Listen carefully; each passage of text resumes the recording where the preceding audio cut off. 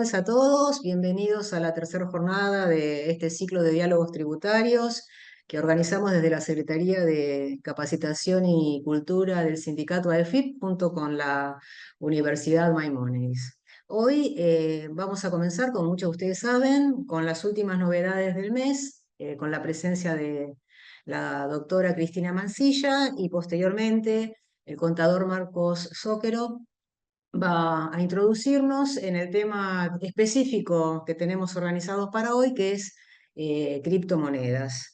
Bueno, les agradezco a ambos la presencia y el material que nos han entregado para luego distribuirlos a todos los compañeros.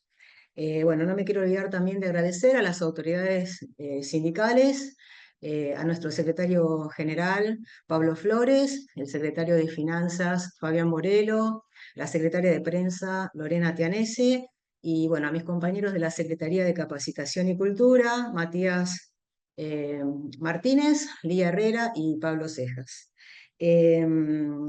Comentarles también que es una charla apta para hipoacúsicos y que contamos con lenguajes de señas. Vamos a ir dejando en el chat un link para que completen el formulario para el presente, que bueno, es importante que lo completen porque después, en base a él, les vamos a estar enviando el material de la jornada de hoy. Bueno, y recordarles que a todos aquellos que tengan el 75% de asistencia en todo el ciclo, a fin de año la universidad va a otorgar el certificado anual de este ciclo de diálogos tributarios. Así que bueno, por mi parte nada más, los dejo con Cristina Mancilla. Muy buenas tardes a todos, bienvenidos, muchas gracias por acompañarnos. Como en cada emisión he preparado un material que ahora paso a compartir y del cual los colegas de la Secretaría ya lo tienen para luego compartirlo físicamente con todos los participantes. Ustedes saben que cada jueves que tenemos esta jornada, lo que hemos propuesto es hacer una, digamos, presentación, si se quiere, resumida, de las principales novedades publicadas en el último mes, especialmente respetando los cortes en los cuales tenemos, sí, digamos, presentaciones. Por lo tanto, van a ver las presentaciones, no enero, quedó erróneo, a ver, espérenme que no haya traído otra cosa, me parece que abrí otro archivo, denme un segundito. Un segundo nada más, porque me parece que se me abrió otro archivo. 24 de abril. Acá está. Un segundo.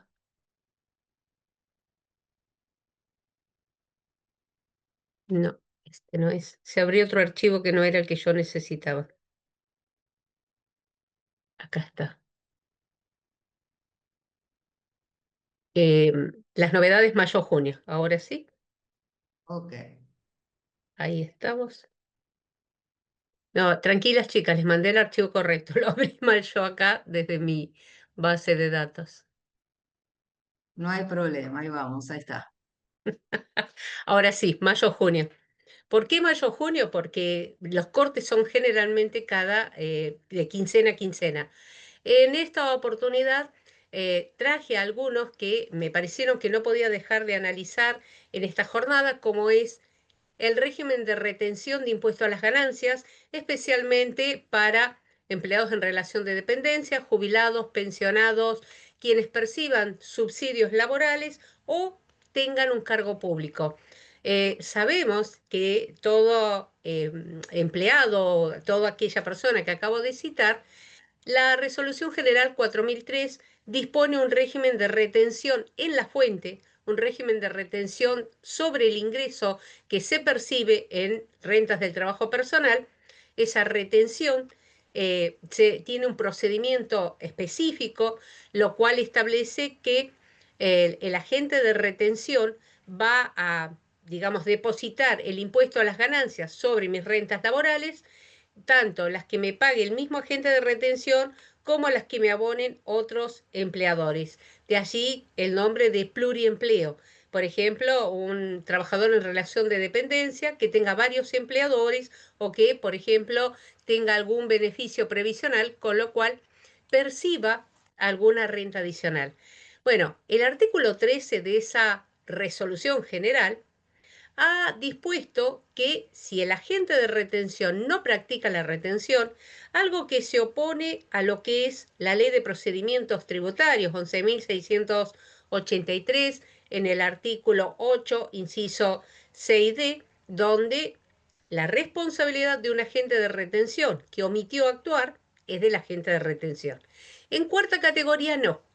En cuarta categoría, el artículo 13 de la Resolución General 4003 establece que si ese agente de retención no retuvo el impuesto del periodo, ya sea por error, omisión o por cualquier otro motivo, los que supuestos retenidos, empleado en relación de dependencia, jubilado, va a tener que hacer la declaración jurada determinando cuál es el impuesto a las ganancias y al inscribirse en la declaración jurada de ganancias, también tiene que calcular el monto consumido e ingresarlos a través del procedimiento de la resolución 975.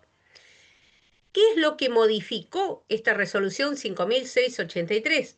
Que el retenido, el empleado jubilado que no le retuvieron, tendrá que calcular el impuesto a las ganancias omitido y hacer un volante electrónico con los códigos 11 ganancias, 700-708, que es autorretención por el impuesto a las ganancias en cuarta categoría. A lo cual, ese beneficiario que realice la autorretención luego tendrá que comunicar al agente de retención a través de una nueva solapa que se incorpora al sistema de registro y actualización de deducciones de ganancias, más conocidos por todos por la sigla CIRADIC Trabajador. Es decir, que hoy lo que favorece es que no tendrán que inscribirse en impuesto a las ganancias aquellos a quienes, supónganse, omitieron denunciar un pluriempleo o el agente de retención omitió considerar otras rentas del trabajo personal alcanzadas por este régimen de retención. Con lo cual, hoy, a partir de la entrada en vigencia, 30 de abril del 2025, si un retenido tiene que presentar la declaración de ganancias, va a poder aplicar un sistema simplificado como era originalmente el régimen simplificado de ganancias que se derogó con la reforma tributaria de la ley 27.743 de julio del 2024. Por otra parte, esta misma resolución actualizó el importe de ingresos brutos obtenidos en un periodo fiscal, ingresos grabados exentos o no alcanzados, que cuando la persona tenga ingresos brutos, ya sea salarios más alguna exenta, sería monotributista, no alcanzado, estamos hablando de impuesto cedular. La sumatoria de todos los ingresos no supera 150 millones en el año, queda liberado de presentar la declaración de bienes personales, aunque sea a título informativo. Si estamos por debajo de ese monto, hoy no sería obligatorio, salvo que estén inscriptos en bienes personales. Pero si no están inscriptos, si solamente lo hacen a título informativo, si no cumplen con este monto, quedan excluidos. Monto que se va a actualizar todos los años por aplicación del IPC. La resolución 5684, también publicada el 30 de abril, se incorpora a nuestro sistema un plan de facilidades de pago. Pero lo interesante es que es un plan específico. Nosotros, como organismo recaudador, hemos tenido muchísimas discusiones y las seguimos teniendo sobre la actualización de quebrantos. Sabemos que el quebranto, producto de un ajuste por inflación, no se actualiza y sabemos, porque es la oposición del fisco, que los quebrantos operativos no se pueden actualizar porque el organismo no tiene hoy avalado el índice de precios mayoristas internos nivel general, más conocido con la sigla IPIM. Sobre este tema se ha expedido el organismo a través de un ID que se ha compartido con los consejos profesionales. Sin embargo, desde el área operativa, sabemos que algunos asesores interpretan que como el INDEC está publicando IPIM desde hace algún tiempo, lo actualizan, u otros lo actualizan por IPC, expresando luego en una nota que la omisión de actualizar esos quebrantos afecta capacidad contributiva, pero son interpretaciones unilaterales. Por ello, esta resolución establece un plan de facilidades para periodos fiscales no prescriptos. Recuerden que la prescripción es de 5 años y siempre que el vencimiento haya operado hasta el mes que adhieren al régimen, con sus respectivos intereses del artículo 37 y que haya subsanado el problema presentando la declaración jurada correcta, correspondiente a los periodos diciembre de 2024 y noviembre de 2025, donde se hayan computado estos quebrantos. ¿Esto qué me significa? Que ese contribuyente tendría que rectificar y presentar la declaración jurada, pero la diferencia, ese importe que podría surgir de un ajuste, aquí le va a permitir cancelarlo en cuotas sin reducción de intereses ni liberación de sanciones. Por eso, cuando ahora hablamos de esta resolución, las condiciones son un pago a cuenta equivalente al 3% de la deuda consolidada, capital, intereses, multas.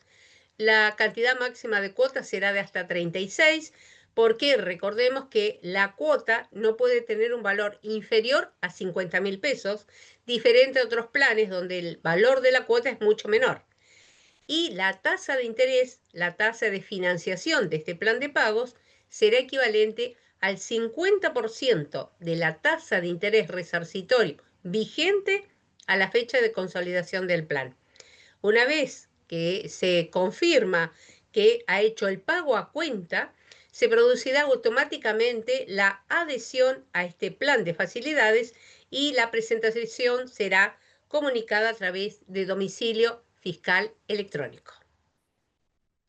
En orden cronológico de publicación, la resolución 5685 hace referencia a otro régimen de pagos, perdón, no es régimen de pagos, en este caso es el régimen de determinación de anticipos, también publicado el 30 de abril. Esta resolución, a partir de la vigencia de la ley 27.743, que establece por cada semestre actualización de deducciones personales y establece por año la actualización de las tablas del artículo 94 para personas humanas y sucesiones indivisas, es interesante, ¿sí?, reconocer que si bien tenemos un procedimiento específico de cómo se calculaba sobre la base imponible del periodo inmediato anterior, ¿qué sucede? Con estas actualizaciones es probable que ese anticipo sea excesivo o sea mayor que el que se hubiera calculado. Entonces la resolución 5685 modifica a la resolución 5211 que define el procedimiento para calcular anticipos, y para todo sujeto, empresa definido en el artículo 73 que debe pagar anticipos, los anticipos van a ser 9 y para personas humanas y sucesiones indivisas 5 anticipos. Todo es aplicable para el periodo fiscal 2025 y siguientes. O sea, como tenemos actualizaciones semestrales, cada contribuyente tendrá que actualizar las deducciones a efectos de determinar si es correcto el procedimiento para liquidar anticipos.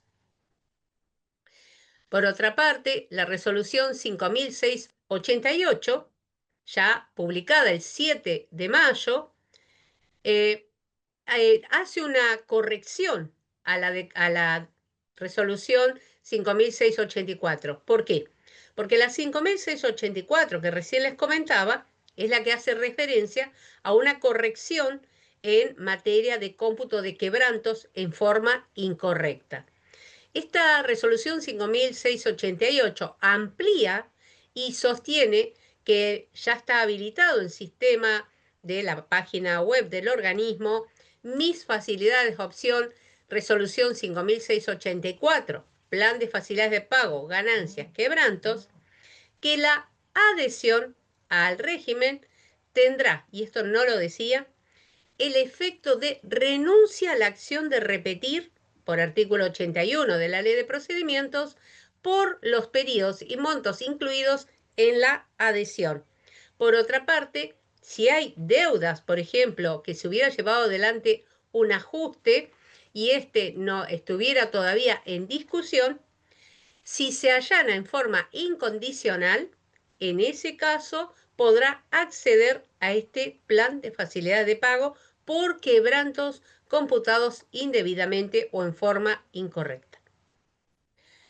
La resolución 5692 se vincula con las determinaciones de impuesto a las ganancias, ya sea la confección y o el pago de las declaraciones juradas de ganancias y bienes personales, pero en este caso la resolución 5692 establece que la presentación de declaraciones juradas deberá efectuarse cierre diciembre hasta el mes de junio del año inmediato siguiente al periodo que se declara, siempre respetando el cronograma de vencimientos.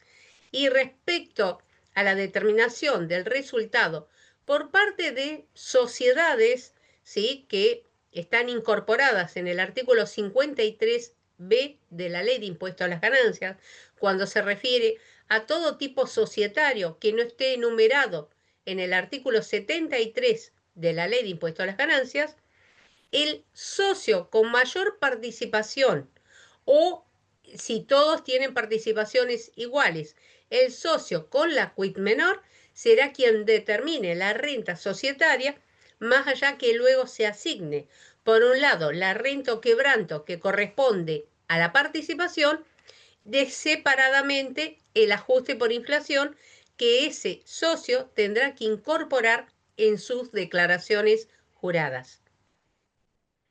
La resolución 5695 es exclusiva para agentes de percepción por impuesto país. ¿A qué se debe esta devolución del impuesto país? Ustedes saben que impuesto país no se reintegra ni siquiera a los retenidos, no se reintegra porque en realidad era un impuesto de emergencia que nació en épocas de pandemia para solventar determinados gastos en materia sanitaria. Y la resolución 5638 de ARCA ya habría instrumentado un procedimiento de devolución de los saldos a favor del impuesto país. ¿Qué era el impuesto país? El impuesto para una Argentina inclusiva y solidaria. Esta resolución solamente alcanza a los agentes de percepción y liquidación, porque como el impuesto país ha sido derogado, entonces no pueden compensar saldos a favor en declaraciones futuras de este impuesto. Entonces, ese saldo a favor establece la resolución 5695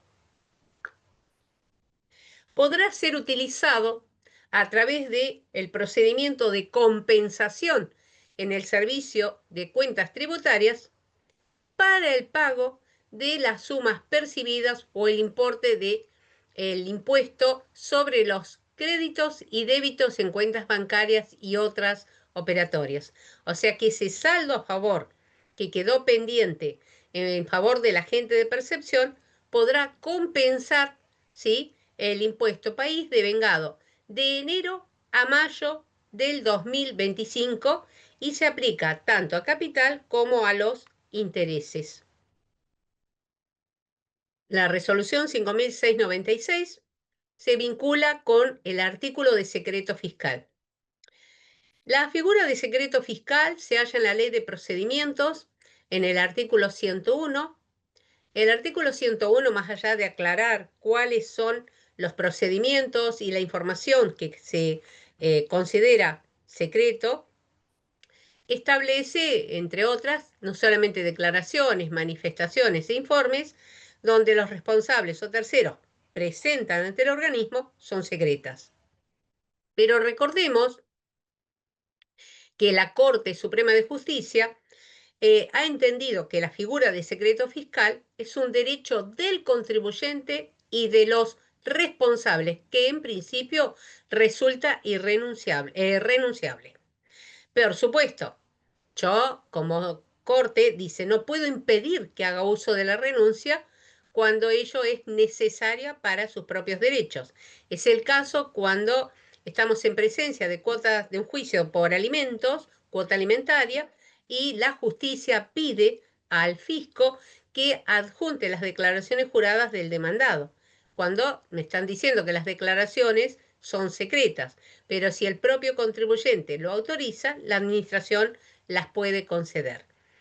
Y como se publicó el decreto 353 del 2025 del Poder Ejecutivo Nacional, y aquí nace, lo que ahora voy a comentar en otra resolución, el régimen de impuesto a las ganancias simplificado.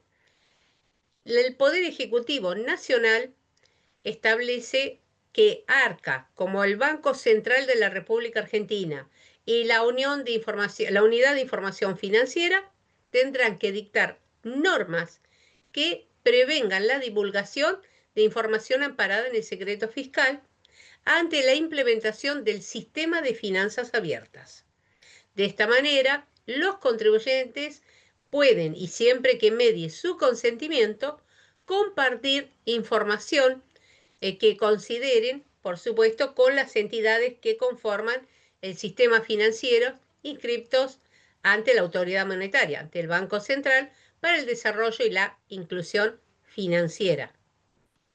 Por lo tanto, en resguardo de la aplicación del Instituto de Secreto Fiscal y para prevenir cualquier eventual divulgación de información protegida, aparte de las sanciones penales que son inhabilitación, pena de prisión y multa, que reprimen esta conducta, se insta a los sujetos enunciados en la Ley 25246, la Ley de Prevención al Delito de Lavado de Activos y Financiamiento del Terrorismo, a abstenerse de requerir a sus clientes las declaraciones juradas de impuesto a las ganancias, impuestos nacionales, ganancias, IVA, bienes personales, que presenten ante Arca. Recordemos que dentro de esos agentes de información están contadores, auditores, entidades bancarias, ¿sí? Y creo que esto apunta a los contadores, auditores, de que no podrían solicitar que presenten las declaraciones juradas, lo cual deja sin efecto la resolución general 5125. La resolución 5697, verán que han trabajado muchísimo en nuestro ordenamiento, están todas de corrido, todas tienen relevancia. Siguiendo con el decreto 353, ¿sí? Como se exige simplificar la normativa en materia de regímenes de información, se derogó la resolución 2371. Esta resolución establecía un régimen informativo cuando se ofrecía en oferta o transferencia inmuebles o derechos sobre inmuebles a construir.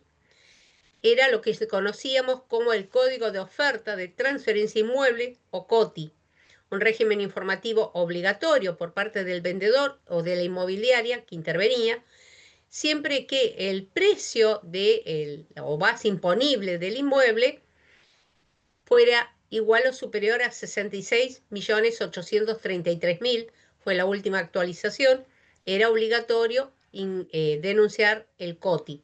Bueno, a partir del 23 de mayo quedó derogado. También se derogan la Resolución General 2032, que era un régimen de información que debían cumplir ciertos sujetos que realizaban por cuenta propia o por cuenta y orden de terceros operaciones de intermediación y compra-venta de vehículos automotores, más conocido como el Z.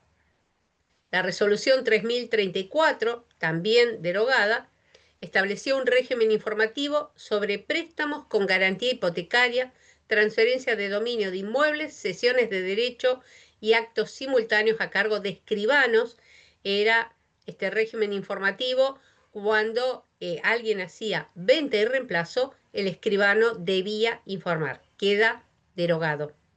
La Resolución General 3369, también derogada, establecía un régimen de información a cargo de administradores de inmuebles y consorcios de propietarios de inmuebles bajo el régimen de propiedad horizontal.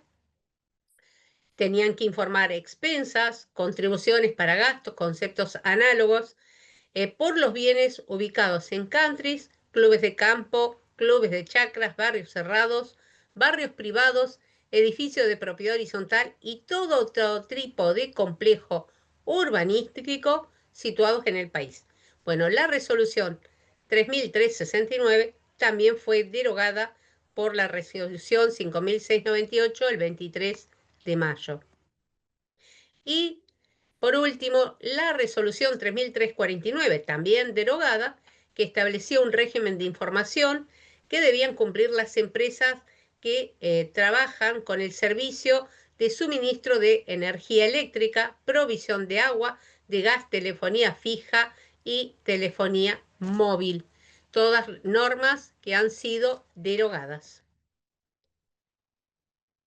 La Resolución General 5699 del 23 de mayo se refiere a plataformas de gestión electrónica o digital, porque ya había un régimen de información a cargo de entidades financieras a través de la Resolución 4298 respecto de altas, bajas, modificaciones, otros movimientos en cuentas corrientes, caja de ahorro, cuentas sueldo o seguridad social y cuentas especiales de conformidad a lo que disponía el Banco Central de la República Argentina.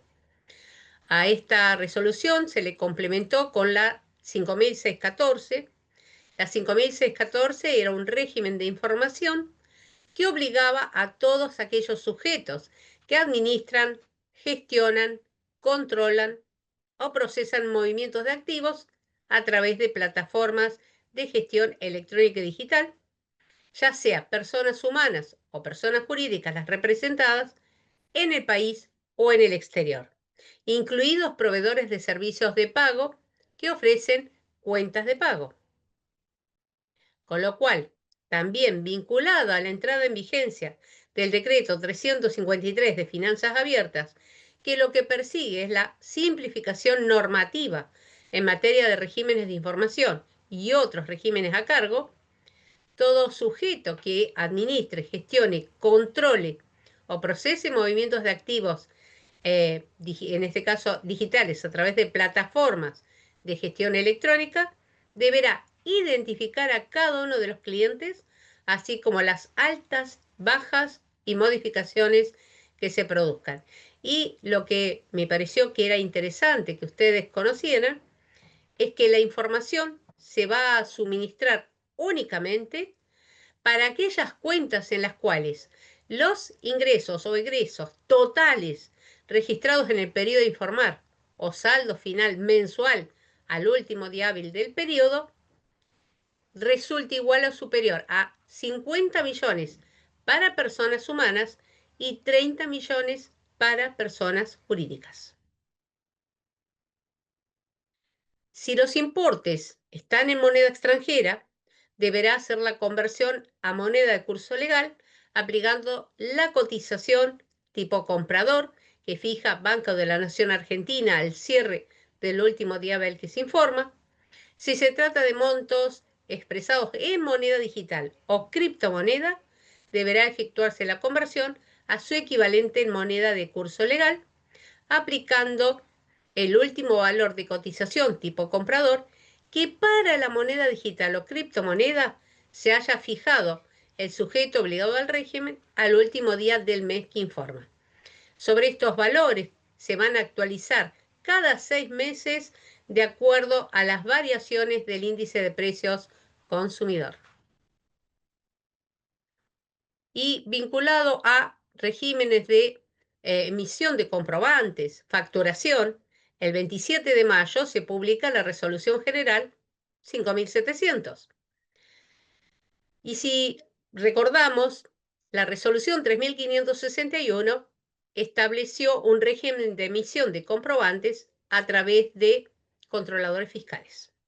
La Resolución 5198 incorporó la herramienta facturador para responsables del monotributo como una forma de respaldar operaciones del mercado interno con consumidores finales. ¿Qué es lo que agrega la 5700? Un responsable monotributista en donde la operación supere 500.000 pesos con consumidor final no podrá utilizar el facturador.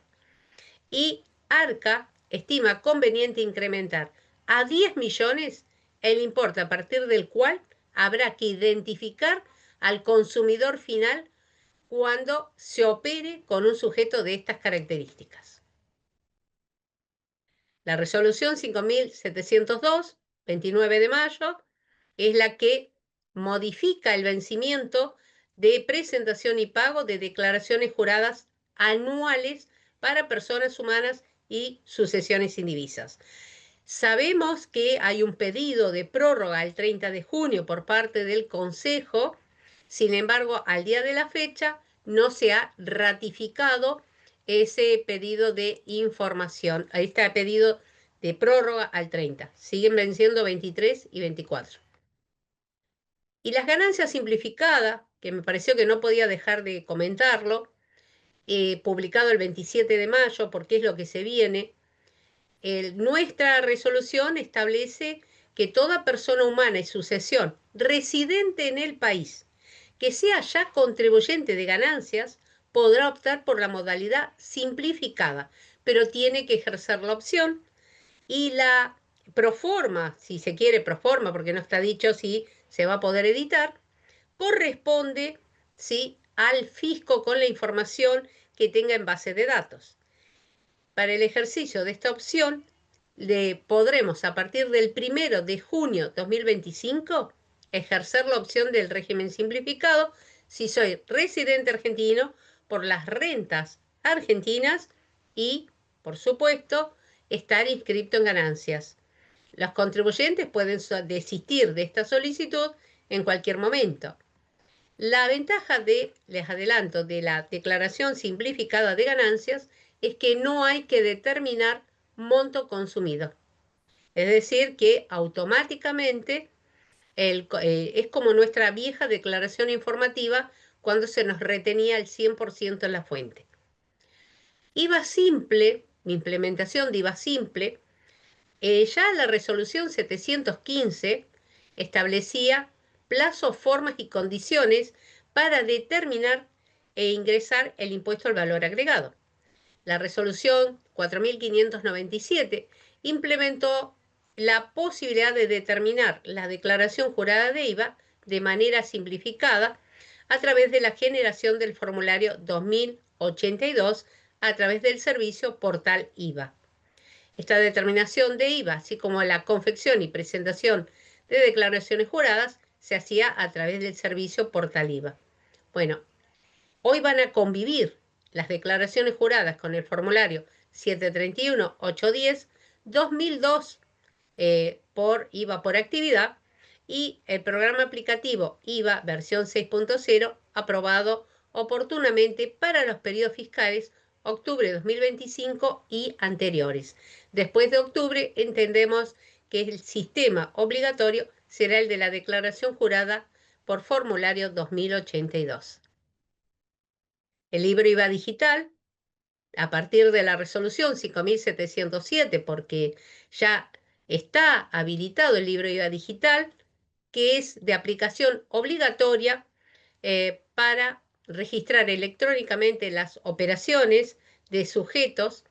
Lo que plantea hoy es que en el mencionado servicio web se pondrá a disposición de los responsables la información que obra en las bases de datos de Arca respecto de los comprobantes que fueron emitidos y recibidos y que, al igual que ahora, tienen que ser validados por el contribuyente permitiendo el ingreso de ajustes, modificaciones, incorporaciones, eliminaciones, ya sea manual o por importación de datos.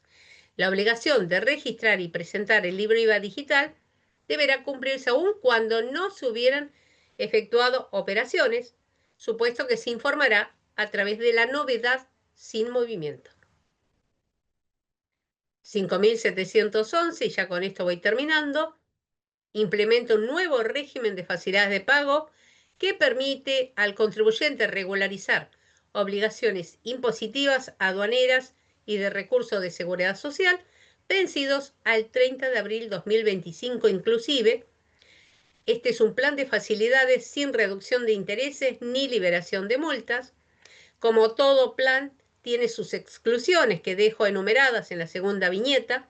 No puedo incorporar al plan retenciones y pagos a cuenta, retenciones y percepciones previsionales, ya sean practicadas o no. Deja fuera los aportes personales de empleados en relación de dependencia. No puedo incorporar al plan la prestación de servicios digitales realizados en el exterior, las cuotas de RT, aportes y contribuciones en servicio doméstico, cuotas de planes de facilidades vigentes, o sea, por más que fuera más conveniente, no puedo, digamos, absorber un plan en curso. Los tributos y multas que surjan como consecuencia de infracciones al régimen de equipaje del Código Aduanero también están excluidas de este plan. Este plan alcanza tanto a personas humanas en calidad de micro, pequeña empresa como pyme, a sucesiones indivisas o al resto de los contribuyentes. Lo que varía es el porcentaje de pago a cuenta y la cantidad de cuotas que se les pueden asignar a través de este nuevo plan de facilidades de pago.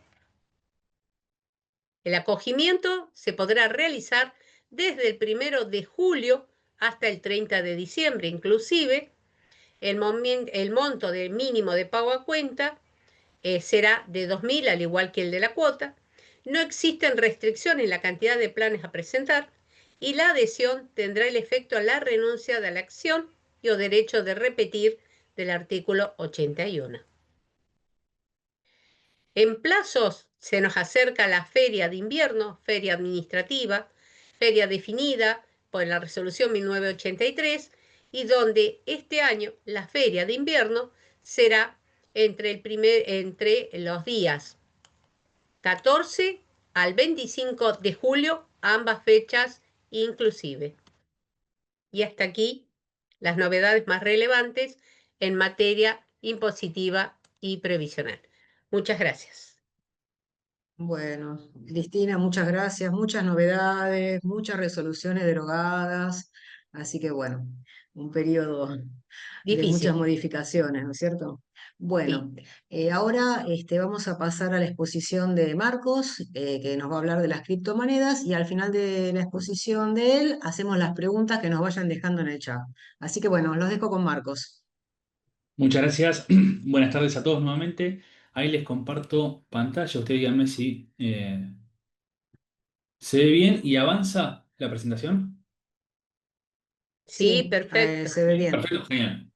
Bueno, como decía después, puedo hacer todas las consultas o ir haciéndomelas por chat. Vamos a ver de qué se trata todo esto de las criptomonedas, criptoactivos, los diferentes tipos de criptoactivos que existen y después un breve raconto de la situación impositiva en Argentina. Antes que nada, y para ver cómo llegamos a Bitcoin, hay que entender qué es el dinero y cómo fue evolucionando a lo largo del tiempo. Acá, ahora me quedé en el chat. Gracias.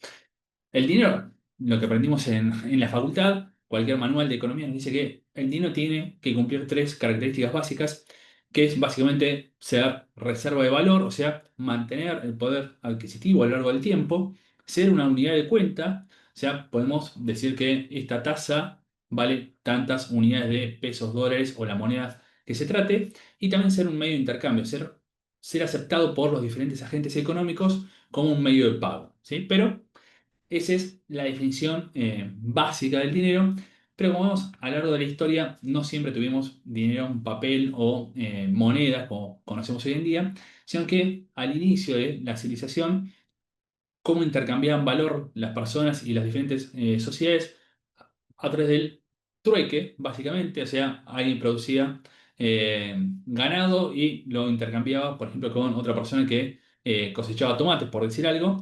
Pero bueno, no era muy eficiente que digamos. Imagínense cambiar una vaca por cuántos tomates se necesitan. No se puede, no podían partir una vaca, sacarle una pata para cambiarlo por tomate. O sea, no era eficiente desde un punto de vista económico.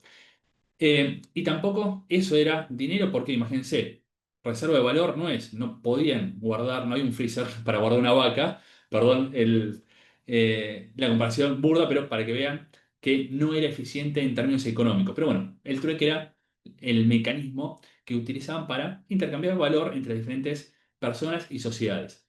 Esto fue evolucionando y se empezó, como necesitaban un símbolo para intercambiar valor, empezaron a utilizar diferentes objetos de la naturaleza, como acá vemos, por ejemplo, conchas marinas o, por ejemplo, la sal. El salario viene justamente el pago que hacían muchas personas a empleados a través de granos de sal. ¿Sí? Se usaba como símbolo de intercambio de valor los granos de sal y por eso de ahí deriva la palabra salario.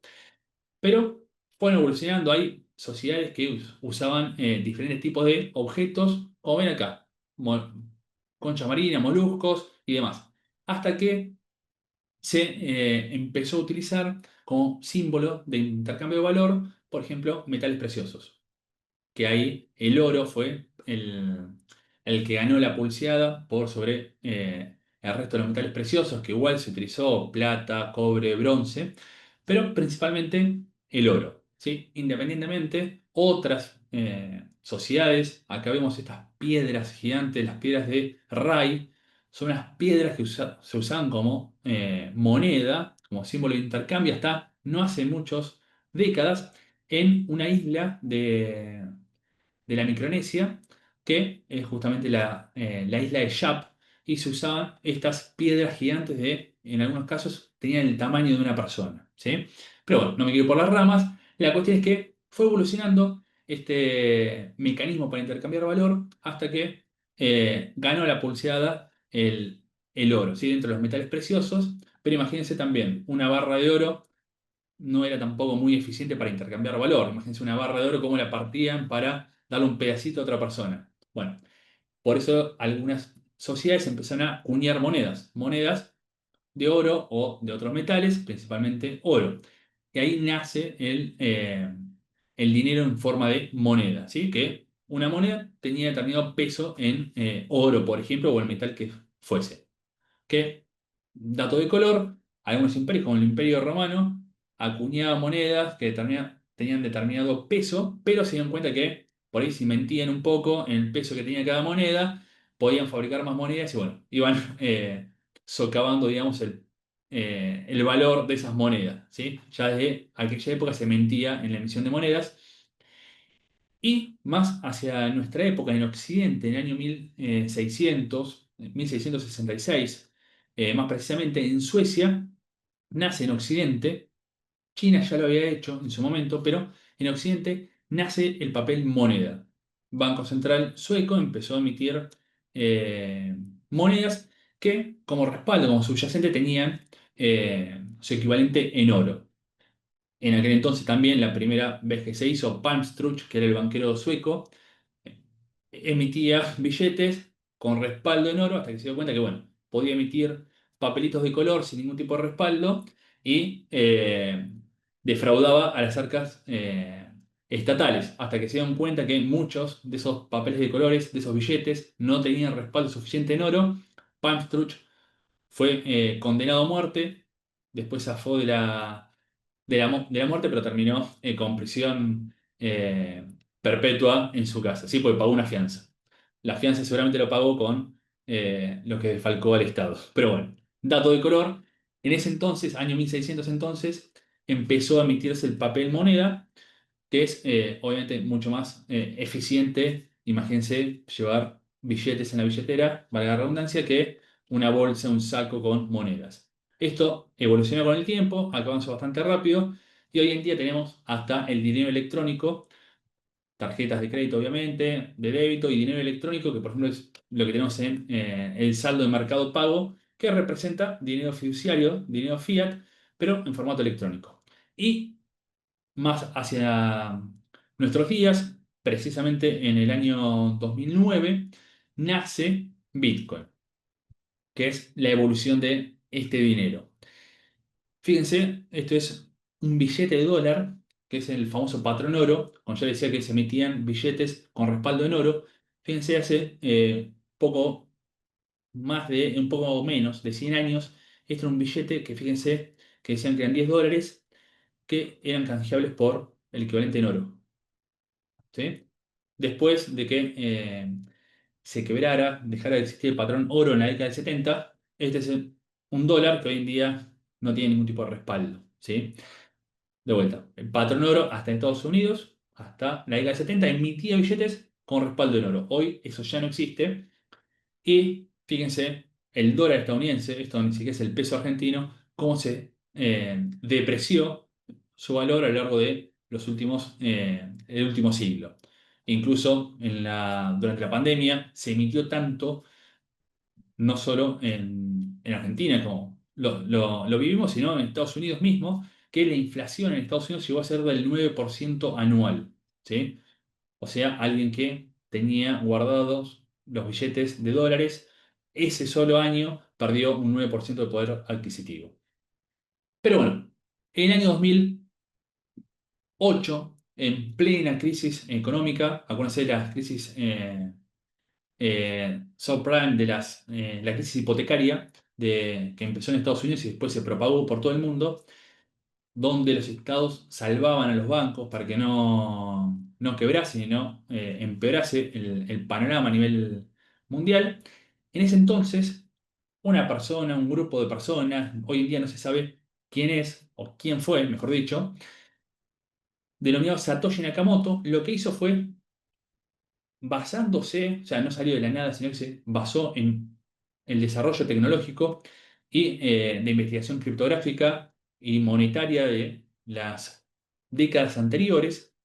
Lo que hizo fue proponer un nuevo sistema de dinero, ¿sí? Que superase al dinero fiduciario emitido por el Estado, ya conocido, y creó en el año 2008 la idea de Bitcoin. ¿Sí? El 31 de octubre de 2008, el día de Halloween, lo que hizo fue publicar en un foro de internet el white paper se llama, o libro blanco, que es básicamente un manualcito de 9 páginas en este caso, que describe el proyecto de Bitcoin, cómo va a funcionar y cuál es el motivo de su existencia. Esto fue en el 2008 y recién en el 2009, en enero de 2009, se lleva a la práctica. ¿Sí? O sea, nace, se materializa, entre comillas, se materializa Bitcoin en el 2009. Pero Bitcoin, ¿qué pretende ser? Es un sistema de dinero electrónico entre pares, entre personas, ¿sí? Que no dependa de un Estado. Como vimos, los billetes, hasta el propio dólar estadounidense, no para de devaluarse a lo largo del tiempo, ya que el Estado emite sin ningún tipo de respaldo un dinero incensurable. O sea, ustedes hoy en día tienen, por ejemplo, Bitcoin en sus billeteras non custodial, como se llama, que después lo vamos a ver, y no hay ninguna posibilidad, por ejemplo, de hasta embargo sobre esa billetera. O sea, nadie puede, incluso un Estado, un privado, una empresa, ni siquiera censurar transacciones. Si yo le quiero enviar una transacción de mi billetera a una billetera de Cristina, por ejemplo, nadie lo puede impedir. A su vez, este sistema de dinero electrónico es descentralizado. O sea, no depende, de vuelta, de ningún estado, de ninguna empresa, sino que hasta la emisión de estos bitcoins es en forma descentralizada. La emisión es privada, justamente, no depende de ningún estado. Y a diferencia de lo que pasa con el dinero fiduciario, dólares, pesos, la moneda fiduciaria que sea, en el caso de Bitcoin hay 21 millones de unidades eh, como límite. No se van a emitir más de 21 millones de unidades. Hoy en día se van emitiendo un poco más de 19 millones. Dentro de 100 años aproximadamente se va a emitir la última unidad, por así llamarla, de Bitcoin, que va a ser la 21 millones. Y todo este sistema funciona gracias a la tecnología de registro distribuido, denominada blockchain, es una blockchain pública, y criptografía. Es blockchain pública porque, ahora vamos a ver, en esta base de datos cualquiera de nosotros puede ver en vivo e en directo todas las transacciones que se van incorporando en esa base de datos descentralizada. No hace falta tener usuario, contraseña ni nada por el estilo, sino que se ingresa a un explorador de blockchain como Blockchain o blockchain.com y se pueden ver todas las transacciones en vivo y en directo de cualquier billetera. Acá, ahora probablemente veo el chat un segundo. Eh, Perfecto. Ustedes, avísenme si hay alguna pregunta muy, muy puntual y justo no la veo en el chat. Es un breve cronología de los principales hechos. Como les decía, en 2008 nace en forma teórica Bitcoin con este documento. Después, en 2009, el 3 de enero de 2009, se materializa. Satoshi Nakamoto lleva a la práctica este sistema. Para que vean lo que salía, el costo de Bitcoin en ese entonces, en 2010 es el famoso Pizza Day. Hoy en día se conmemora eso, los 22 de mayo, el Pizza Day, porque en ese entonces Laszlo Hanschek, un programador de Estados Unidos, hace la primera compra de un bien pagando con Bitcoin, que pagó por esas dos pizzas 10.000 Bitcoin. ¿Sí? Imagínense, hoy cada Bitcoin vale 100.000, $104.000 cada Bitcoin. En ese entonces se pagaron dos pizzas con 10.000 Bitcoin. Y después, en el 2021, perdón, es un hecho clave que fue en El Salvador, el país centroamericano, que a través de la ley Bitcoin declaró a Bitcoin como moneda de curso legal. Que en enero de este año, por presión del Fondo Monetario Internacional, El Salvador modificó la ley y ya no es más de curso legal en El Salvador. Igualmente, El Salvador como país sigue comprando Bitcoin e incluso mina Bitcoin con energía volcánica, por ejemplo. Este es, dato de color, cómo compró la pizza. Hoy en día hay negocios y demás donde uno va y puede pagar directamente con Bitcoin, pero en aquel entonces lo publicó en un foro de internet, en el Bitcoin Forum, diciendo, bueno, básicamente que la persona que le trajera dos pizzas a la casa le iba a pagar con 10.000 Bitcoin. A los días nadie respondía, volvió a insistir, hasta que una persona le llevó las dos pizzas y acá está disfrutando las dos pizzas con sus hijos. Esto, fíjense, yo le decía en el 2009 nace Bitcoin, aparece Bitcoin, es, llamémosle la primera criptomoneda, pero si entramos a cualquier página como CoinMarketCap o CoinGecko, van a ver que hay miles y miles de criptoactivos.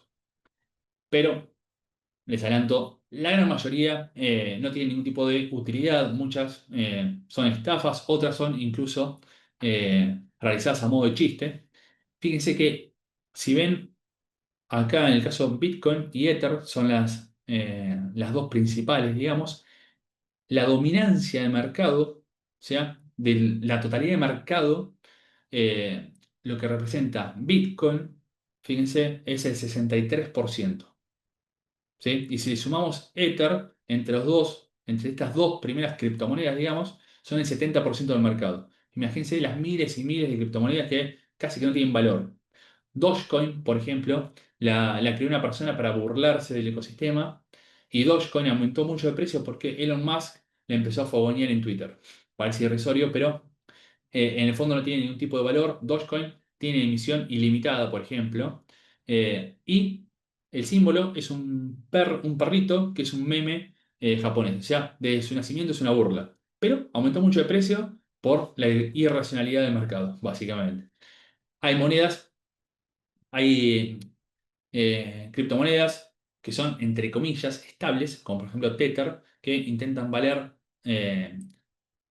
siempre $1, ¿sí? Ahora vamos a ver cómo funcionan.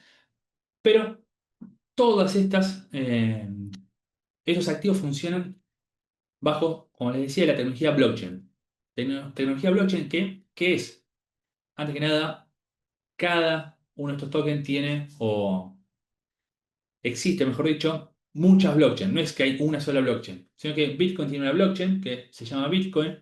Ether es un token de la blockchain de Ethereum, Ethereum, ahora se me trabó acá. Ethereum en realidad es el nombre de la blockchain, Ether es el token nativo de esa blockchain, sobre la cual pueden correr otros tokens. No sé, USDT es un token que corre en otra blockchain que se llama Tron. Y bueno, así hay muchísimas blockchains. No todas las blockchains son lo mismo. Por eso la única blockchain, la más segura y confiable es Bitcoin, por tema de descentralización, mecanismo de consenso y demás. Pero bueno, no me quiero ir por las ramas. ¿Cómo funciona la blockchain en general, en términos generales? Por ejemplo, en el caso de Bitcoin. Imagínense, blockchain es una cadena de bloques. Imagínense un libro. Un libro, cada hoja del libro sería como un bloque. ¿Sí? Y el libro completo es como la blockchain. Cada hoja del libro tiene una numeración, los bloques lo mismo. En el caso de Bitcoin se llama altura del bloque, es como la página del libro. Y imagínense los sistemas tradicionales, una base de datos tradicional. Por ejemplo, yo tengo una base de datos en mi computadora.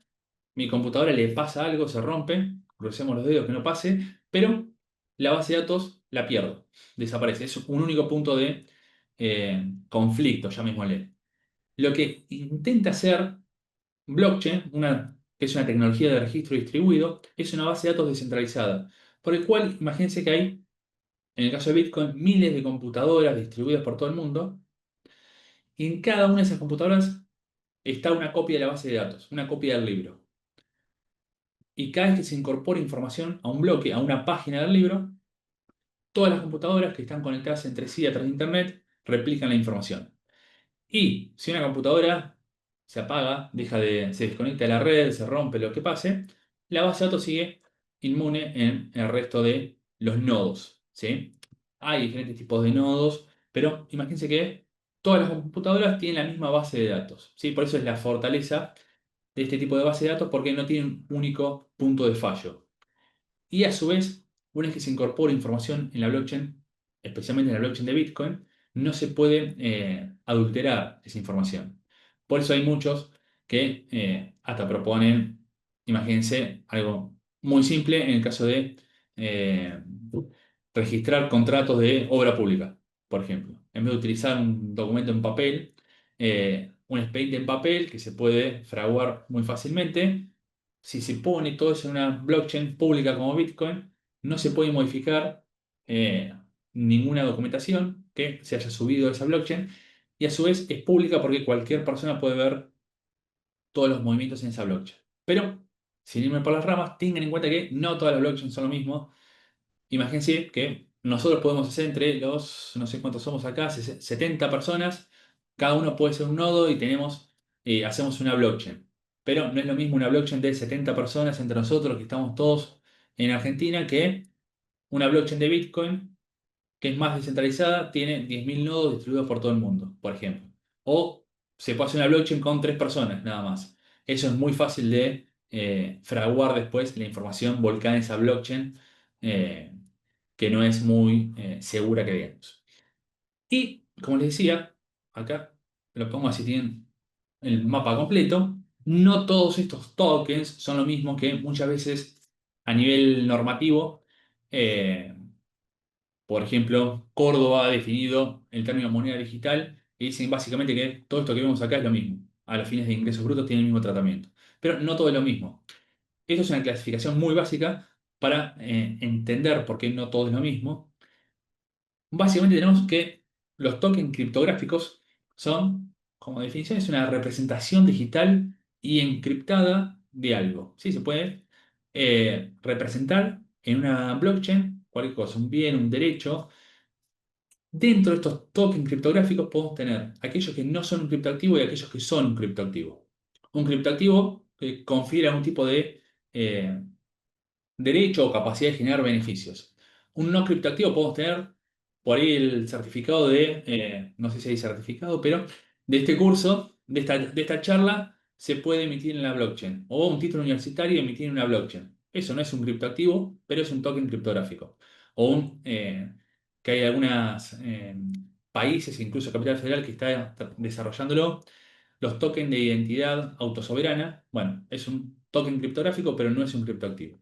Dentro de los criptoactivos, una clasificación muy básica es, por un lado, los tokens de pago, lo van a ver en inglés, porque deriva de una clasificación dada originalmente por el FINMA, que es la Autoridad de Supervisión Financiera de Suiza, que por un lado dijo que podemos tener los tokens de pago, payment tokens, que son tokens que nacen con la finalidad de ser un instrumento de pago.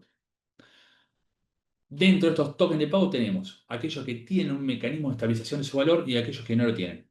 Los que no lo tienen, como por ejemplo Bitcoin, el precio varía de acuerdo a la oferta y la demanda, segundo a segundo.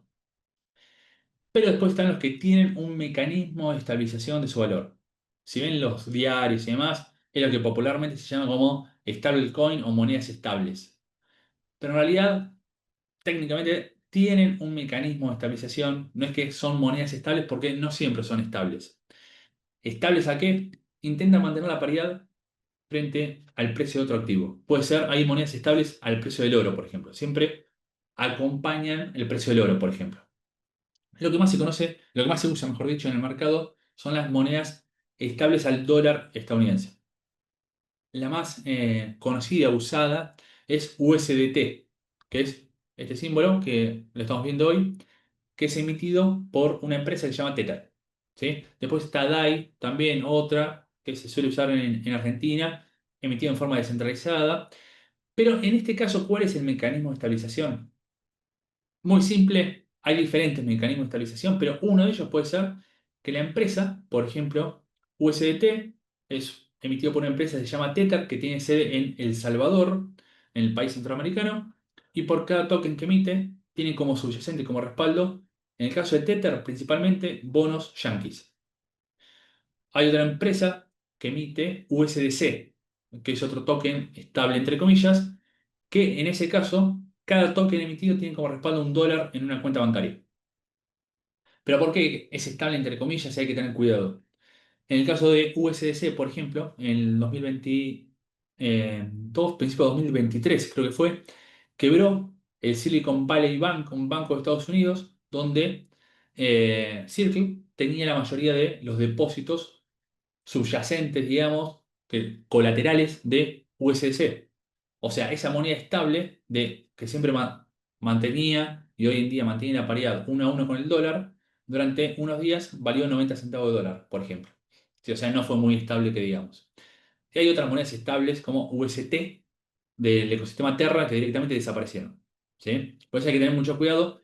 A diferencia de Bitcoin, muchas, no todas, muchas de estas son emitidas en forma centralizada por una empresa, como en el caso de Tether. ¿Sí? Después están los utility tokens o tokens de utilidad que nos dan derecho a el acceso a un bien o servicio. En Argentina, por ejemplo, Flybondi ha emitido pasajes de avión tokenizados. O incluso hay tokens que nos dan acceso al día de mañana a comprar un vino. Como por ejemplo los vinos de Mike Barrow, que es un canadiense que se instaló en Mendoza y para financiar su proyecto, ¿qué hace? Emite los tokens. Mike Barrow, después, si quiere, lo busca, un personaje bastante eh, simpático que para financiar la cosecha de la uva y demás procesos para hacer un vino, emite esos tokens. Cualquiera de nosotros puede comprar esos tokens y tenemos derecho el día de mañana a cambiarlo por esa botella de vino terminada. ¿Sí? Obviamente nos sale más barato comprar el token ahora que después la botella de vino que por ahí sale mucho más caro. Y después están los security tokens, que son tokens de valor, no de seguridad, de valor, que representan valores negociables. Por ejemplo, después eh, pueden ver en Argentina en la resolución 1069 de la CNB que salió hace unos días, esta semana o el viernes pasado, estoy perdido con los días, que en Argentina ya va a estar dentro de un régimen de sandbox, pero va a permitir la Comisión Nacional de Valores la tokenización de determinados fondos comunes de inversión cerrados y fideicomisos financieros, ¿sí? Que como subyacente tengan activos del mundo real. Por ejemplo, podemos tener un fideicomiso que administra campos y los certificados de participación del fideicomiso se tokenizan. ¿Sí? Ahí estamos frente a un certificado de participación de un fideicomiso. Sí, no es una criptomoneda, no tiene nada que ver, pero es un criptoactivo. ¿Sí? ¿Ves la diferencia? O sea, hay diferentes tipos de criptoactivos, no todo lo mismo. Podemos tener algún token que representa participaciones en un fideicomiso, por ejemplo. E impositivamente, obviamente, el tratamiento impositivo va a ser diferente el de un security token que el de Bitcoin, por ejemplo. ¿Sí? Siempre la sustancia prevalece sobre la forma, tenemos que analizar frente a qué tipo de criptoactivo estamos. ¿Y cómo se obtienen estos criptoactivos? A ver qué ve el chat. Se pueden comprar directamente a una persona, que fue el espíritu original de Satoshi Nakamoto cuando pensó Bitcoin. Yo me puedo juntar con Cristina, por ejemplo, le doy plata en efectivo, se lo transfiero a su cuenta y ella me transfiere Bitcoin o el criptomoneda, el criptoactivo que sea, de su billetera a mi billetera. También se puede, obviamente, abrir una cuenta en un exchange, hoy llamado un proveedor de servicios de activos virtual en Argentina. Abrimos una cuenta, transferimos pesos y ahí compramos la criptomoneda o el criptoactivo que sea. Se puede ser un minero, por ejemplo, en Bitcoin, y como recompensa tenemos Bitcoin. Se puede, obviamente, aceptar como medio de pago. Persona que vende flores y acepta criptomonedas. O incluso, en el año 2022, por ejemplo, en Mendoza empezó con un piloto que el fisco mendocino aceptaba para el pago de impuestos criptomonedas. Obviamente, a través de una empresa que hacía de procesador, digamos, que receptaba las criptomonedas y después se daba vuelta y le daba pesos al fisco, porque el fisco no podía recibir criptomonedas en forma directa, ¿sí? Pero bueno, fíjense que hasta un ente estatal en Argentina ya aceptaba criptomonedas. ¿Y cómo se pueden guardar, por así decirlo, las criptomonedas? Podemos comprarlas en un exchange y dejarlas en el exchange, que esto no es lo más seguro. Esta es la famosa frase, si no son tus llaves, no son tus monedas. El exchange caso más cercano, FTX es el segundo exchange más grande del mundo y en el 2022, noviembre, si no mal no recuerdo, del 2022 quebró. El dueño, bueno, hubo una estafa ahí en el medio, vaciaron la empresa, creo que hoy sigue preso el dueño, pero bueno, segundo exchange más grande del mundo, quebró. Por eso lo más seguro siempre, si se tiene un capital considerable, es utilizar una billetera propia, que es una wallet non custodial. Pueden ser hot wallet, o sea, programas que bajan a la computadora o al celular, dependiendo de la criptomoneda que tengan, es la billetera que por ahí van a usar. Moon, esta M, es solo para Bitcoin. MetaMask es del ecosistema de Ethereum, de Ethereum. Coinomi es multi-wallet. Acá pueden tener desde Ether hasta Bitcoin. O para más seguridad, si tienen un capital más considerable todavía, pueden tener estas billeteras frías que se conectan a través de un puerto USB o por Bluetooth a la computadora únicamente para hacer alguna transacción, ¿sí? Acá hay que tener en cuenta que dentro de esta billetera, por ejemplo, de esta Ledger, no está, si yo tengo un Bitcoin, no está un Bitcoin metido acá adentro. O sea, Bitcoin para explicar en términos simples, es un saldo en un registro contable distribuido, que es la blockchain, distribuido por todo el mundo. O sea, lo único que hace la billetera es administrar las claves privadas para que yo pueda acceder al uso de ese Bitcoin que está distribuido entre todos los nodos alrededor de todo el mundo. ¿Sí? O sea, no podemos ubicarlo físicamente en Argentina. Por eso otros países, que esto no se hizo en Argentina todavía, otros países como España, han determinado, dada la naturaleza de estos activos, que a los fines impositivos, por ejemplo en España, se considera ubicado en España si el exchange o la billetera que administra las claves está ubicado en España. ¿Sí? En Argentina, en términos prácticos, se hace lo mismo, pero está todavía el vacío legal o interpretativo porque el fisco todavía no ha dado su opinión con respecto a la ubicación.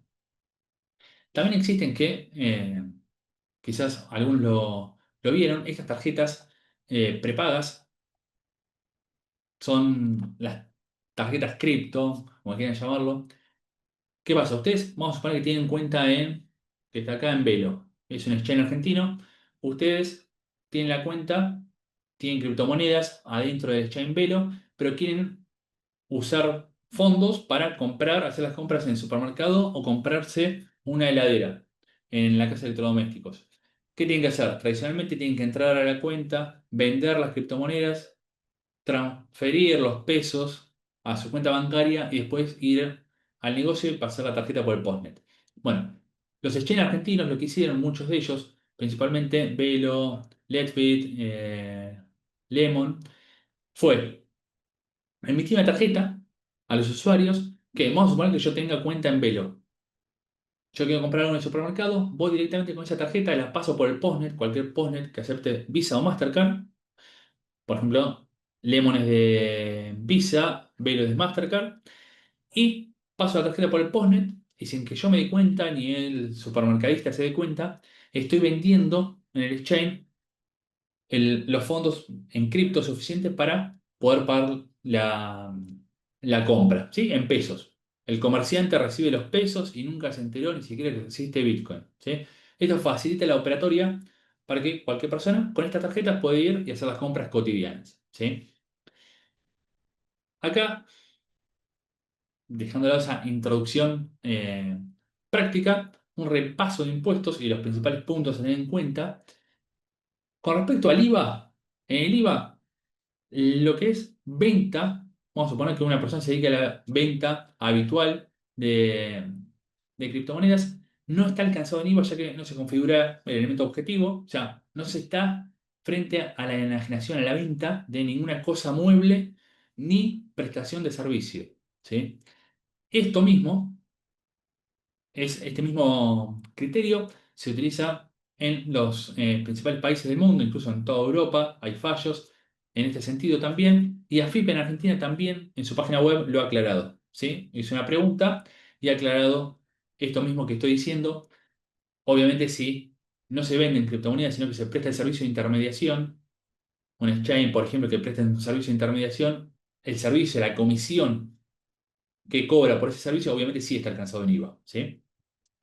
Después, con respecto a bienes personales, en el caso de bienes personales que eh, hay bastante polémica en torno a esto, antes que nada hay que ver frente a qué tipo de criptoactivo estamos. Por eso la clasificación que les había dado. No todo es lo mismo. Como habíamos mencionado, si están frente a un security token que representa participaciones en un fideicomiso, bueno, va a tener el tratamiento correspondiente a la participación en un fideicomiso. Acá la discusión se centra principalmente sobre Bitcoin. ¿Bitcoin es un activo grabado o es un activo exento en bienes personales? Hay obviamente una parte de la doctrina que sostiene que es un activo intangible y por lo tanto exento, y otra parte de la doctrina que lo asimila a un activo financiero y por lo tanto grabado en bienes personales. En este sentido hay ¿cómo es? Un dictamen, el dictamen 2 del 2022, donde el fisco, que esto también está luego ratificado en una consulta, perdón, en una respuesta a preguntas que hizo AFIP en su micrositio de economía digital. En este dictamen 2 del 2022, AFIP sostiene que las criptomonedas en general y los criptoactivos, ahí confunden los términos por ahí, criptomonedas y criptoactivos, son todos grabados y no exentos en bienes personales porque son un activo financiero. Incluso este dictamen 2 del 2022 cambia la postura anterior del fisco, que venía del 2019, que en el 2019 había afirmado que eran activos intangibles y exentos, ¿sí? Pero bueno, hoy en día para el fisco son todos activos grabados y no exentos. Y a su vez, hay algo importante que no había quedado claro en el dictamen 2, en la página web que les menciono, sostuvieron el año pasado que se evalúan en bienes personales, se evalúan al costo, ¿sí? Ahí la página menciona el costo de adquisición incrementado en corresponder en los intereses y las diferencias de cambio, ¿sí? Ahí quedó medio raro, pero bueno, principalmente, para no irnos por las ramas, es el costo, que esto es importante porque no es el valor de cotización al 31 de diciembre, sino el costo. Por ejemplo, una persona que adquirió un Bitcoin a $100 hace 10 años, cuando va a declarar bienes personales, bueno, el costo va a ser ese y no el costo computable, no sería el valor de cotización de $100.000, ¿sí? Del 31 de diciembre pasado, por ejemplo, ¿sí? Y novedad de este año, en la declaración jurada de este año, del aplicativo, mejor dicho, de la declaración jurada del 2024, que vence ahora el lunes, fíjese que además de informar costo, fecha de adquisición y ubicación, también hay que informar a partir de este año la clave pública, ¿sí? Es un dato obligatorio, no se puede hacer la declaración jurada sin informar este dato, y con este dato de la clave pública, que técnicamente no es la dirección, la address, es más, puede variar de una blockchain a otra. Bitcoin tiene una clave pública, pero también eh, una address, son diferentes, pero de vuelta, si irnos por las ramas, informando la clave pública, después el fisco puede, obviamente, corroborar que en esa billetera que se informa, en esa billetera estén o hayan estado el 31 de diciembre las criptomonedas, por ejemplo, Bitcoin, que se informan en la declaración jurada. Y a su vez, el fisco puede corroborar, desde que se creó la billetera, todos los ingresos que tuvo y también, de ahora en adelante, todos los ingresos que va a tener esa persona en esa billetera, ¿sí? Y acá hay que informar también, aparte de la clave pública, si se está, si esto corresponde, si esta billetera corresponde a una billetera no en custodia, o sea, una billetera propia de la persona, o si está depositado en un PESAB, en un proveedor de servicios de activos virtual, que es un exchange, ¿sí? Registrado ante la Comisión Nacional de Valores. O si lo tienen depositado en un exchange, en un PESAB del exterior, por ejemplo, que no esté registrado en la CNB Argentina, ¿sí? Todos esos datos hay que informarlos a partir de la declaración jurada 2024. Incluso acá quedó medio raro, si hay que informar que está en un PESAB, en un exchange, hay que informar igual la clave pública. Cuando ahí se tiene la clave de depósito del exchange, que ahí puede haber, obviamente, la billetera, el exchange puede tener fondos de cientos de personas en la misma billetera, ¿sí? Quedó medio prolijo esto, pero bueno. El dato importante es que hay que informar esta clave pública a partir de este año. Y eh, en caso de informar que está en un exchange, si no está en un exchange registrado en la CNB, hay que informar cuál es la página web y el nombre del exchange, ¿sí? Acá hay que informar después cada uno de los tokens que se tiene en esa billetera. Y si no está listado acá, hay que ponerlo a mano, el nombre, ¿sí?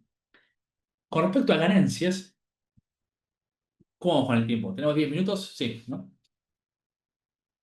Con respecto a ganancias, tienen en cuenta, bueno, personas jurídicas tributan por teoría de balance, escala de alícuotas, artículo 73, y las personas físicas, personas humanas, lo que es rendimiento, por ejemplo, alguien que hace una minería, va a tributar por también escala, puede llegar al 35%, pero lo que es venta de moneda digital, como le llama en ganancias, va a tributar, aunque no exista habitualidad, ¿sí? No se requiere habitualidad por artículo 2, apartado 4 de la ley, va a tributar a la alícuota del 15%, ¿sí? Esto es a partir del año 2018 que se modificó la ley, a través de la ley 27430. Pero ¿cuáles son los principales problemas a la hora de liquidar ganancias? En primer lugar, bueno, no hay una definición clara de qué es una moneda digital para el impuesto a las ganancias.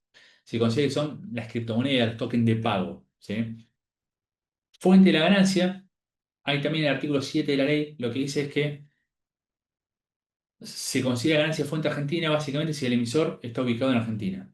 Pero, ¿dónde está el emisor de Bitcoin si la emisión es descentralizada? En el caso de monedas digitales de emisión descentralizada, es inaplicable el criterio del artículo 7, ¿sí? Y ahí, bueno, en forma supletoria, al menos en mi opinión, habría que aplicar el artículo 5, ¿sí? Es el criterio general de determinación de la fuente. Porque si es fuente argentina, vamos a estar ante el artículo 98, inciso B de la ley, 15% impuesto cedular, imposición cedular, y si es fuente extranjera, vamos a estar frente a la imposición global, artículo 94, tercer párrafo.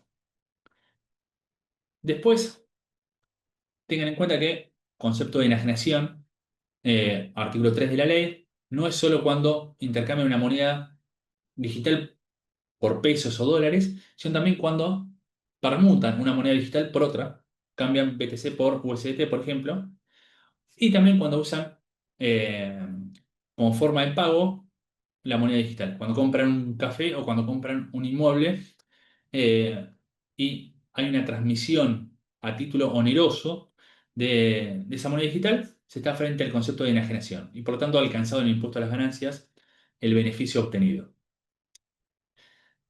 Incluso, esto es muy detallista, pero si ustedes hacen una donación o hacen un movimiento entre wallet, entre billeteras propias, obviamente eso no está. No hay una enajenación, no hay una cesión a título oneroso de los fondos que se transmiten. Pero para hacer eso hay que pagar un fee, una comisión. La comisión se paga también por ejemplo, en el caso de Bitcoin, en Bitcoin. Bueno, ahí habría también una transmisión a título oneroso en ese pago de fee y también habría que considerarlo para el cálculo del beneficio obtenido en todo el año para ver si se supera el mínimo y se tiene que tributar el impuesto a las ganancias. Y como para acrecentar la complejidad del cálculo, imagínense una persona que utiliza tarjetas, esas tarjetas que les mostraba de los exchanges, a modo diario. Cada vez que pasa la tarjeta por un postnet para hacer las compras cotidianas, está vendiendo criptomonedas en el exchange. O sea, esa persona tiene que tener un Excel gigantesco con en cada hoja del Excel el análisis de todas las compras y ventas que hizo de cada una de las criptomonedas a lo largo del año, ¿sí? Para después hacer el cálculo total en el año. En algunos casos si se hacen muchas operaciones, es bastante engorroso y bastante difícil de calcular. Después, esto es para que a nivel internacional, estas son las alícuotas que se pagan impuesto a las ganancias en otros países. Hay países más crypto-friendly, por decirlo de alguna forma, como El Salvador, donde no se paga impuesto. Pero fíjense que hay países, por ejemplo en Europa, que pueden llegar al 40% de la alícuota. O sea, el 15% dentro de todo en Argentina no es tan malo si lo vemos desde este punto de vista. Y el régimen informativo, que esto es lo que mencionaba Cristina ¿cómo es? En la primera parte, hoy en día el régimen informativo de la 4614 que tienen que cumplir los exchanges cripto, tiene un mínimo de ingresos o egresos en cuenta de al menos 50 millones de pesos para personas humanas, ¿sí? O 30 millones de pesos para jurídicas. Y estos montos se van a actualizar semestralmente por inflación, ¿sí? Lo va a actualizar ARCA. Después, tema minería. Tienen en cuenta, hay que ver cómo está estructurada la minería, pero esta fue una consulta en un espacio de diálogo en el que participé yo hace un par de años y yo hice la pregunta de cómo está considerada en el IVA, por ejemplo, la minería de prueba de trabajo, minería de Bitcoin a través de un pool del exterior. Y acá ARCA coincidió con lo que opina la mayoría de la doctrina, que es exportación de servicio y por lo tanto IVA es alícuota 0%, ¿sí? Y en el caso de ganancias, no lo contestaron en ese espacio de diálogo, sino después en la página web, que obviamente está alcanzado en ganancias, y si los equipos informáticos a través de los cuales se mina están en Argentina, va a ser ganancia de fuente argentina, ¿sí? Ingresos brutos, acá que estamos con poco tiempo, no los quiero aburrir, esto tienen como material, estas son las provincias que al día de la fecha introdujeron alguna modificación, como por ejemplo, definición de moneda digital, como les anticipaba en el caso de Córdoba, que la definición es, deja algo que desear, porque equipara todos los tokens por igual. Y estas son las provincias, salvo provincia de Buenos Aires, que implementaron una base imponible diferencial en ingresos brutos. O sea, que se paguen ingresos brutos no por el precio total de venta, sino por la diferencia entre el precio de venta y costo, ¿sí? En el caso de las criptomonedas. Buenos Aires y Jujuy este año son las dos únicas provincias que específicamente en sus códigos fiscales introdujeron la gravabilidad de la minería de criptomonedas, ¿sí? Tengan en cuenta que existen también fondos, que son los ETF, fondos cotizantes, cotizan por ejemplo en Estados Unidos, que son, entre comillas, equivalentes a fondos comunes de inversión argentinos que invierten en criptomonedas, como por ejemplo los ETF de Bitcoin. ¿Sí? Es un fondo, cotiza en Estados Unidos y como subyacente tiene Bitcoin. E intenta seguir la cotización de Bitcoin. ¿Sí? Eso es ETF. Hay ETF de otras criptomonedas como por ejemplo Ether, ¿sí? De Ethereum. Esos ETF también en Argentina cotizan a través de los CDRs, los certificados de depósito argentinos. Cualquiera de nosotros puede comprar, por ejemplo, IBIT, que es el CDR del ETF de Bitcoin. Y tengan en cuenta que en la bolsa argentina, en el caso de personas físicas, todo lo que sea ganancia por la compra-venta de CDRs está exento, ¿sí? Y casi por último, tengan en cuenta también que en Argentina existe desde el año pasado, que este año se terminó de reglamentar, un registro que lleva adelante la Comisión Nacional de Valores de proveedores de servicios de activos virtuales, PSAV, que son aquellas personas humanas o jurídicas que, si cumplen alguna de estas o desarrollan alguna de estas cinco actividades, básicamente actividades de exchange, compra-venta de criptomonedas, custodia de criptomonedas, por ejemplo, en ese caso se tienen que inscribir en el registro. En el caso de las personas jurídicas, cualquier persona jurídica. En el caso de las personas humanas, siempre y cuando 35.000 uvas, ¿sí? Pero bueno, es un registro que se paga una cuota anual, 10 millones de pesos hoy en día, y tiene que cumplir una serie de requisitos bastante estrictos, como manuales de cumplimiento y demás. Y acá, muchas gracias. Si tienen muchas dudas, yo también. Y acá dejamos, a ver, se me Bueno, fue, ahí está. Sí, ahí está. ahí está. Quedan los datos de contacto, pero bueno, ahora se los paso ahora que veo el chat. No sé si hay una pregunta muy buena. Ah, perfecto. Bueno, Marcos, muchísimas gracias. Súper claro lo que nos fuiste comentando. Igual cuánta terminología que tenemos para aprender, ¿no es cierto? Blockchain, exchange, wallet, spot, feed.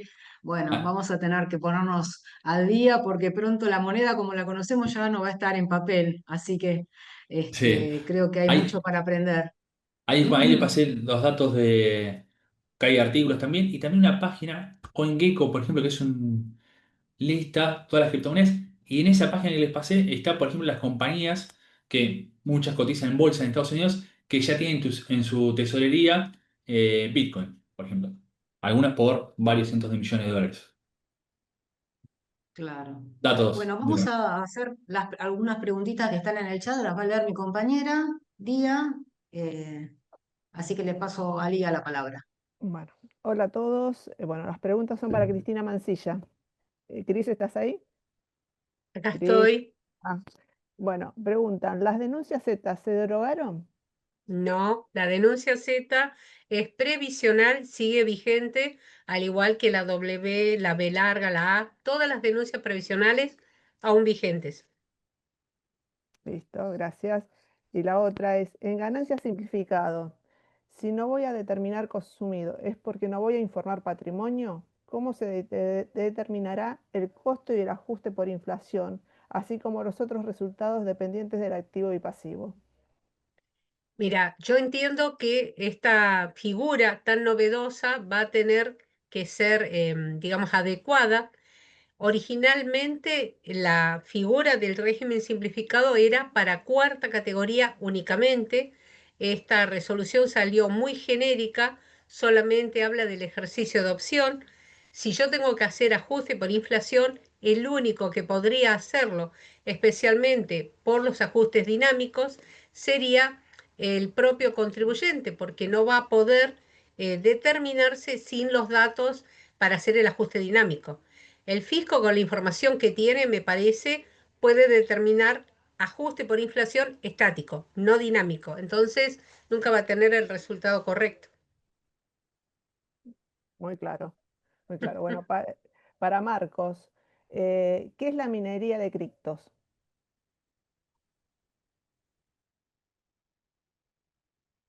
Perdón, ahí está muteado. La minería de criptomonedas da para perdón, otra charla, es bastante complejo, pero básicamente para que se entienda, la minería es el proceso por el cual, en el caso, por ejemplo, de Bitcoin, hay diferentes mecanismos, depende la blockchain, hay diferentes mecanismos de consenso por el cual se incorpora la información en la blockchain, ¿sí? Ya que es descentralizado. En el caso de Bitcoin, el mecanismo de consenso, la minería, o sea, que se lleva a cabo es la de prueba de trabajo, donde, de vuelta, se alinean, digamos, los incentivos de los diferentes nodos mineros para poder llevar a cabo esta minería, que es básicamente el proceso por el cual se pueden incorporar las transacciones en esta base de datos que es la blockchain. Y el minero, por hacer ese trabajo, recibe como recompensa Bitcoin. En el caso de Bitcoin, en otra blockchain, recibe la moneda de la otra blockchain, la que sea.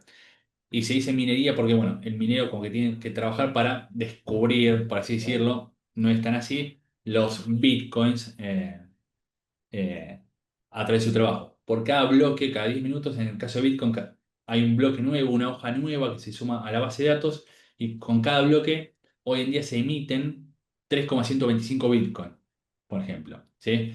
Y bueno, eso más otro tipo de recompensa lo gana el minero, ¿sí? Por hacer su trabajo. Listo. Bueno, hay una para Cristina, dice, consulta sobre bienes personales. ¿Dónde busco la cotización de acciones y CDR al 31 de diciembre? Bien, las cotizaciones tenés que googlear, valuación fiscal, bienes personales. Si no entras a la página de Arca, allí tenés en las consultas, valuaciones en bienes personales y te desglosa cotización de moneda, de obligaciones negociables, de CDR. Todas las valuaciones oficiales están en la página web de Arca. Bueno, por ahora no hay más preguntas. Así que bueno, muchas gracias a los dos, muy interesante. Y hay mucho para aprender, como dijo Rocío. Muchas gracias a ustedes. Perfecto. Bueno, Muchas gracias, muchísimas Cristina. gracias Muchas gracias. Gracias, a gracias Cristina y al Marco, resto de gracias Marcos. chicas, como siempre, a todos los que nos acompañan Acompañan cada mes. Un exactamente. placer estar presente. Muchas gracias.